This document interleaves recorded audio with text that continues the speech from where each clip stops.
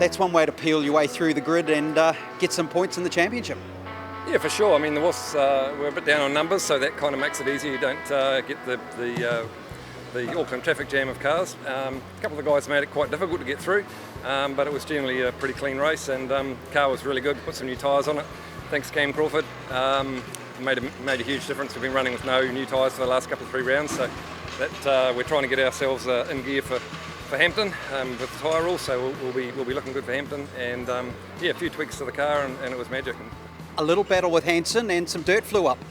Yeah, he claimed he didn't see me. I don't know, taxi drivers, but no, it was all good. We once again no touches, and everybody came away happy. So that's what the class is all about. We're all having a good time, and now we're going to have a beer. It'll be great. Mate, that's really good for the points consolidation, a 4th spot. Yeah, mate, I don't know where Perkins come in. I think he was 3 behind me. So what he gained this morning, I just gained back. So pretty happy. Don't know where Foggy come from though. I just about put him off the track, I think. I had a good run with Hopkins. And yeah, brilliant race, mate. I love reverse grid races. They are the best. That looked like hard work out there, hard work. It was really, really hot. Look, Angus put some new rear tyres on. That was a big gain for him and paid big dividends. We sort of got right in the fight, and then I looked across and the oil temp looked a bit scary, so we just had to back out to not risk any damage. Yeah, because you have had issues this season. You don't want to keep having them, do you? Yeah, when we get in traffic, we seem to have a bit of getting a bit hot, but we'll have a look at that for the next round, but not sure what's going on there. Okay, but you've said that this track is not that technical, but what does it require? It's a horsepower track and good brakes, but compared to some tracks, yeah, it's a pretty easy track to drive. So, Peter, that wasn't the end to a race that you would have liked. Yeah, not that good, but he's stalled to start again. That's twice in the same day. No talent racing today. That car, though, it has some pace, and you seem to be enjoying yourself in your second outing in it. It's an awesome car. I can't believe how much grip and everything else it's got. I'm still coming to terms with what I'm actually driving. It's way better car than my talent. Talk me through the race.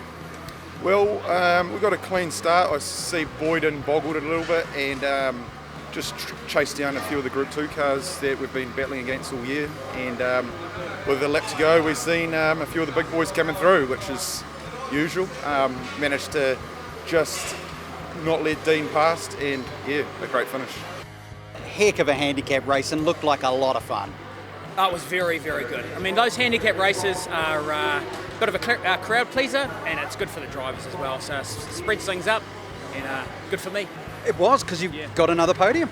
Second place, Angus put me right at the end there, and I managed to keep Shane at bay as well. So I was pretty happy about that because he's pretty quick. So yeah, good for me.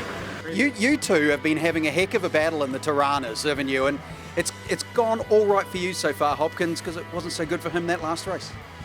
Yeah, well, got to say I had a talk to Woody before that race and said you need to either go to the gym and do some calf muscle exercises and get that clutch pedal right, otherwise you're going to be out the back again. And what happened? I saw a white Tirana still sitting on the line. I was down at turn 1. Is there any answer to that? I'm probably only racing myself, so I didn't even know that he was there. So it's like. So you're saying he's not important enough to notice? Well, I just got to get off the line. So I've had one of their days, two false starts. Is it something to do with driving a V8 Ute for so long you don't know how to handle something with horsepower? I tell you, you can get off the line with to start a V8 Ute, you sort of start it like your road car. You don't want to go and light it up because otherwise you're just going to sit and spin the wheels.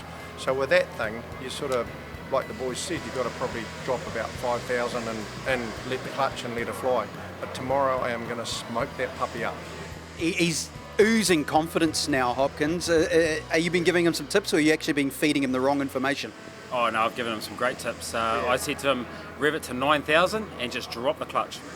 And we'll see what happens. There'll be a lot of smoke and Peter will probably just sit there and go nowhere.